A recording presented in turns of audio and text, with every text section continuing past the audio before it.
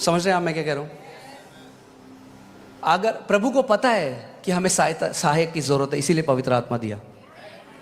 ये ऐसा है, हम डॉक्टर बड़ा पेट में दर्द हो रहा है, डॉक्टर पहले पेट में दर्द ठीक कर, तब आ मेरे पास चल। पवित्र आत्मा दिया ही इसलिए गया कि जब हम उसकी अगुवाई में चलें तो वह हमें पवित्रता की तरफ ले जाएगा। हमारे विचारों में, केवल हमारे कपड़े और बाहर में नहीं, विचारों में, दिल में। आमीन। सो एक बारी क्या हुआ, यूएस में एक एक्सपेरिमेंट चल रहा था। हॉट एयर बलून जो होते हैं ना, जो गुब्बारे, हॉट एयर बलून, आप सबको पता है।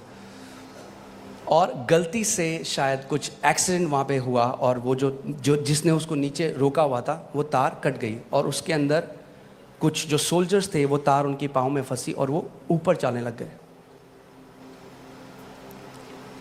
और वो ऊपर तक चला गया। एक सोल्जर गिरा, उसकी मृत्यु हो गई। दूसरा गिरा, जो तीसरा था वो लटका है। जो पहले और दूसरे थे उन्होंने 10-10 मिनट में छोड़ दिया, क्योंकि आप कितनी तेज तंग सकते हैं कहीं पे। मगर जो तीसरा था वो देख रहे हैं 10 मिनट हो गए, 20 मिनट हो गए, आधा घंटा, 1 घंटा, 2 घंटा। वो कह रहे क्या ग्रिप है इस बंदे की। तब उन्होंने एक प्लेन को भेजा, बड़ी मुश्किल से उस बंदे को रेस्क्यू किया। तो जब वो नीचे आया तो लोगों ने कहा कि भाई क्या ग्रिप है तेरी, 2 घंटे तक तूने छोड़ा नहीं। कह रहा मेरी ग्रिप नहीं है, वो रस्सी ऐसे बंधी हुई थी, रस्सी ने मुझे नहीं छोड़ा। ये है सुसमाचार, परमेश्वर ने आपको पकड़ा है, आपने उसको नहीं पकड़ा।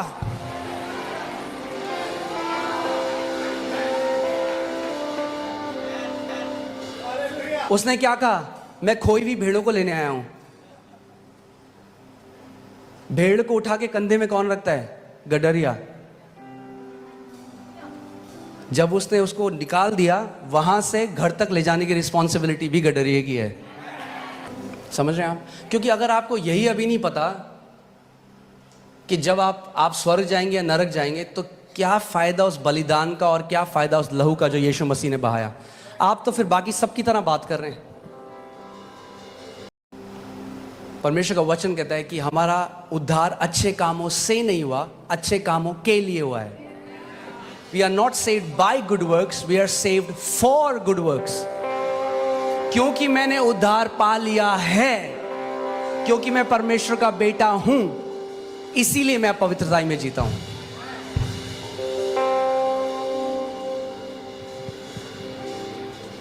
आमीन। चलिए यहां पर देखते हैं प्रभु यीशु मसीह क्या कह रहे हैं। यूहन्ना 6 उसकी 37वीं आयत में लिखा है, जो कुछ पिता मुझे देता है वह सब मेरे पास आएगा। अच्छी न्यूज़ है, पिता ने आपको यीशु को दिया, इसीलिए आप उसके पास आए। कई लोग सोचते हैं अजी हमने जी बहुत रिसर्च करी जी अपने दिमाग से, तब हमने चुना यीशु मसीह को। अरे उसने कहा तुमने मुझे नहीं चुना, मैंने तुम्हें चुना है।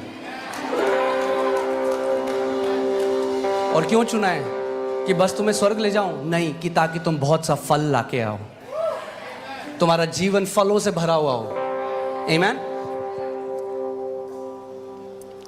जो कुछ पिता मुझे देता है वह सब मेरे पास आएगा, और जो कोई मेरे पास आएगा मैं उसे कभी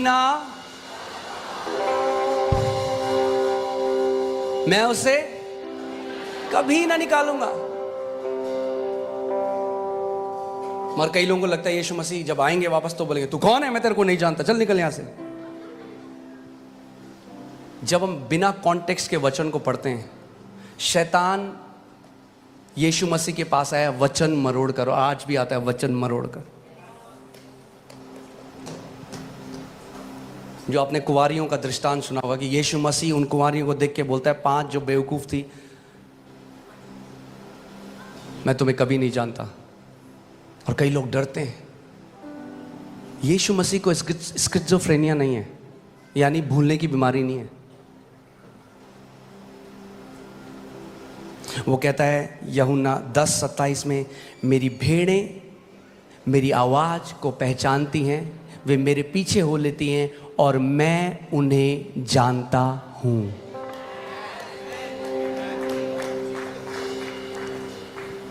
आप समझिए, मैं आपसे मिला, आपको हम एक दूसरे को अच्छे से जानते हैं, और फिर एक जगह मैं कह दूं सब लोग ये कौन है, मैं तो इसको नहीं जानता, क्या मैं झूठा ठहरूंगा कि नहीं? प्रभु यीशु मसीह झूठा नहीं हो सकता। वो ये नहीं कह सकता कि मैं अपनी भेड़ों को जानता हूं और फिर आपने कहते हैं ये कौन, क्या? तो मैं जानता ही नहीं हूं कौन है। हमें समझना है कि क्या वचन कह रहा है। दृष्टांत के अंदर भेद है जो आत्मा से ही समझ सकता है। जब एक धार्मिक मनुष्य उसको पढ़ेगा तो फिर स्वर्ग और नरक के बारे में बना देगा।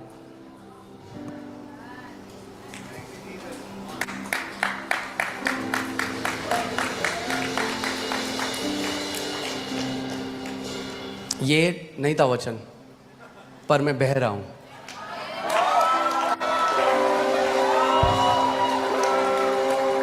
आमीन। सो सबसे पहली बात, इस दृष्टांत में कितने तरीके के लोग हैं? केवल 2, 10 नहीं, कितने? बुद्धिमान और मूर्ख।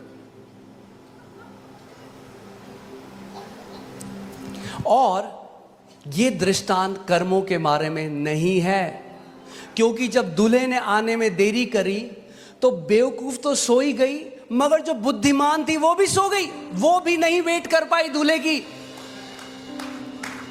पढ़ा है आपने वो ध्यान से? ये क्या दर्शाता है? दोनों नहीं वेट कर पाए।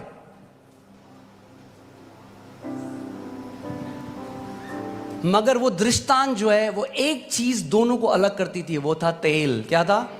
तेल। और तेल किसको दर्शाता है? पवित्र आत्मा को।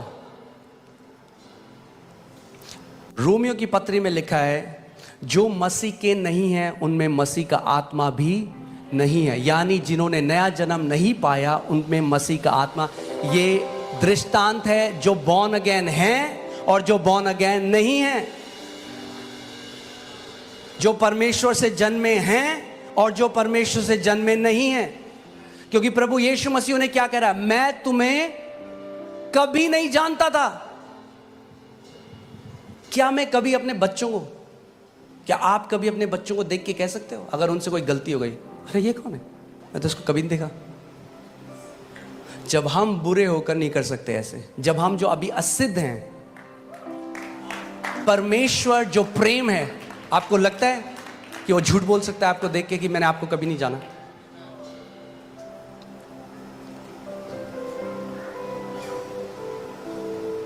इसीलिए मैंने आपको बताया था इस साल के उसमें क्या है, हमें अनुग्रह में बलवंत हो जाना है। कि कोई भी आपको देखा, मैंने कोविड आया, कई लोग कहते हैं हाँ परमेश्वर बहुत भला है, वो चले गए वहां। हाँ परमेश्वर कोविड भी देता है, क्या हुआ? जड़ नहीं पकड़ी थी नेचर में परमेश्वर का। क्या है? आमीन। आप समझ रहे हैं मैं क्या कह रहा हूं? घर किसके लिए खुला है? पुत्रों के लिए, बेटे और बेटियों के लिए घर खुला है। दास सदा घर में वास नहीं करता, मगर और हालेलुया, जितनों ने उसे ग्रहण किया उसने उन्हें पुत्र होने का अधिकार दिया।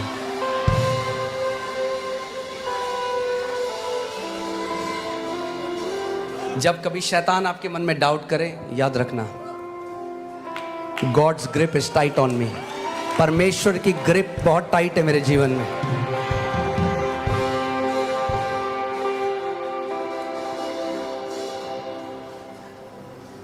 आमीन। हालेलुया। ओके, आगे बढ़ते हैं। जो कोई मेरे पास आएगा उसे मैं कभी ना निकालूंगा। कभी का मतलब पता है आपको? इब्रानी में पता है? कभी मतलब कभी, यानी सेकेंड कमिंग में भी।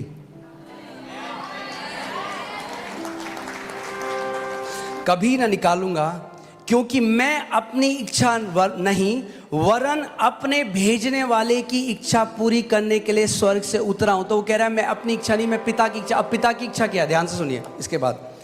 और मेरे भेजने वाले की इच्छा ये है, क्या है मेरे भेजने वाले की इच्छा? ये है कि जो कुछ उसने दिया है उसमें से मैं कुछ ना खोऊं, कुछ ना खोऊं। और यीशु ने कहा मैं अपने भेजने वाले की इच्छा को पूरा करता हूं, और पिता की इच्छा है जितने उसने प्रभु यीशु मसीह को दिए उनमें से वो किसी को भी नहीं खोएगा। You are in safe hands, क्योंकि आप यीशु के हाथों में हो।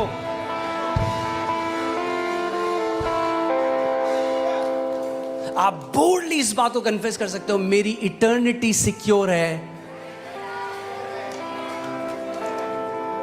मेरे कर्मों की वजह से नहीं, उस बलिदान की वजह से, उस लहू की वजह से, और पवित्र आत्मा की सील जो परमेश्वर ने लगा दी है।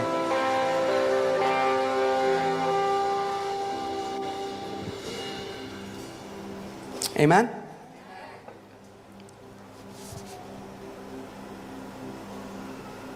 अगर आप सोचें अच्छा मतलब आप कह रहे हो मतलब कैसा भी जीवन जियो, मतलब आप पुत्र ऐसे नहीं सोचते। जिस दिन आप परमेश्वर के साथ चलने लग जाओगे, पुत्र अपने पिता की महिमा करना चाहते हैं। अब हम क्यों हम एक सही जीवन जिए? इसलिए कि नहीं जिएंगे तो परमेश्वर हमें नरक भेज देगा? नहीं, इसलिए कि अब हम प्रभु यीशु मसीह को रिप्रेजेंट करते हैं, अपने पिता को रिप्रेजेंट करते हैं।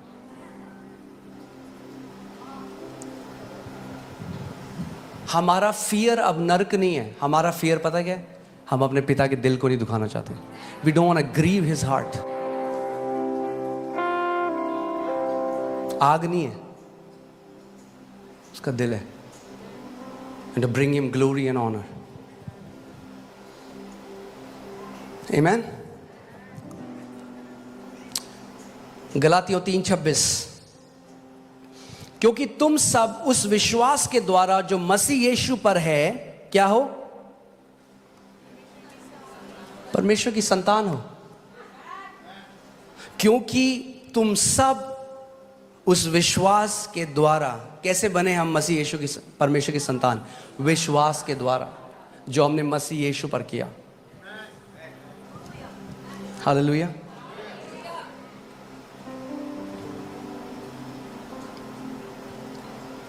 याद रखना, परमेश्वर की ग्रिप।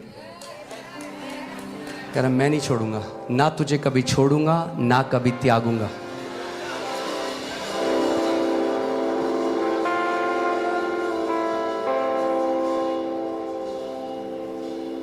पतरस ने तो 3 बार इनकार कर दिया था उसका, उसने तब भी नहीं छोड़ा पतरस को। आपको लगता है आपको छोड़ देगा? कभी नहीं।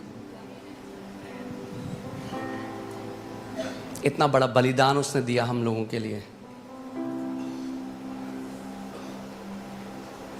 क्यों अब हमें ऐसा जीवन नहीं जीना जो पाप में है? क्योंकि वो हमारे पिता को महिमा नहीं देता, क्योंकि वो उसके दिल को ग्रीव करता है। बाइबल बताती है अब पुत्रों के लिए जिनके पास पवित्र आत्मा है, पवित्र आत्मा को ग्रीव मत करो, शोकित मत करो। अगर मेरे कुछ करने से मेरे को पता है मेरी वाइफ ग्रीव होती है, और ये ग्रीव नॉर्मल नहीं है कि थोड़ा सा बुरा माने, ग्रीव मतलब उसको चोट पहुंचती है उसके दिल पे।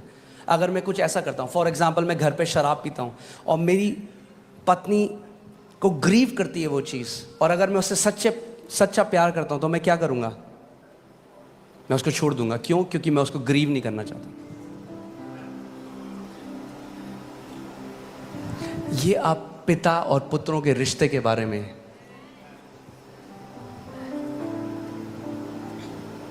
उस प्रेम के बारे में जो उसने हमसे किया।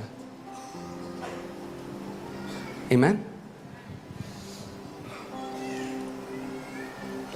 बहुत जरूरी है कि हम लोग स्पिरिचुअली मैच्योर हो, क्योंकि हमें समझना है इक्वेशन में केवल परमेश्वर और हम नहीं है, एक कोई और भी है जो आपका दुश्मन है। क्यों यीशु मसीह ने अधिकार दिया? क्यों दिया अधिकार? बिकॉज कोई है जो आपके विरोध में है। परमेश्वर का वचन पहला पतरस 5:8-9 में कहता है कि शैतान फाड़ने वाले सिंह की तरह खोज रहा है मौका कि कैसे आपको फाड़े। इसीलिए प्रभु यीशु मसीह ने हमें क्या दिया? अधिकार दिया। मगर आप अधिकार में नहीं चल सकते अगर आप स्पिरिचुअली मैच्योर ना हो, अगर आप आत्मिक रीति से बढ़े ना, अगर आप एक बच्चे बन के रहें। देखो बाइबल क्या कहती है, सचेत रहो। पहले 8वीं आयत लगाइए। सचेत रहो और जागते रहो, क्योंकि तुम्हारा विरोधी शैतान गरजने वाले सिंह की नाई इस खोज में रहता है कि किसको फाड़ खाए। आपका पिता आपकी तरफ है, आपकी भलाई चाहता है, मगर कोई और है जो आपको नाश करना चाहता है। इसीलिए हमें स्पिरिचुअली मैच्योर होना है, इसीलिए हमें प्रार्थना में जीवन जीना है, इसीलिए हमें हमारी फास्टिंग एक लाइफस्टाइल होनी चाहिए। क्यों? क्योंकि हम इस शरीर में परमेश्वर से ब्राउनी पॉइंट पाने के लिए नहीं कि परमेश्वर मुझे और कुछ मिला, उसने पहली मिरास दे दी आपको, मगर आप अपने अधिकार में बढ़ सके। क्योंकि देखिए यहाँ क्या लिखा है, गलातियों 4 में उसकी पहली आयत पढ़ता हूँ। इसमें लिखा है, मैं ये कहता हूँ, नहीं चलिए पहले रोमियो 8 हम 16 और 17 पढ़ेंगे। रोमियो 8 16 और 17।